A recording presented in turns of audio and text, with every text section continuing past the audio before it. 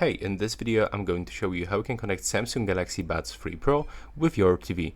So in my case I'm using LG TV, and I will highly recommend you to start from searching for the Bluetooth settings on your TV.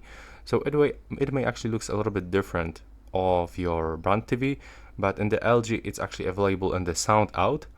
And when you find the Bluetooth, I have to actually go into the device list, and now you will have to grab your Samsung Galaxy Buds 3 Pro, open the cover, input both earbuds inside, and click and hold this button that is located on the bottom of the case. And when you click and hold it, this indicator will start blinking just like this, as you can see. Now keep that case open with both earbuds inside, and try to locate your Galaxy Buds 3 Pro and select them with your remote controller. So we have to just wait for some kind of the pairing request that will pops up, and we'll have to accept this request. Okay, never mind, we are just connected, so we don't even have to accept any pairing request. Right now, just be sure that you select your Galaxy Buds 3 Pro as the output device for your TV, and now you'll be able to listen through your buds. And that's all for this video. Right now, please subscribe.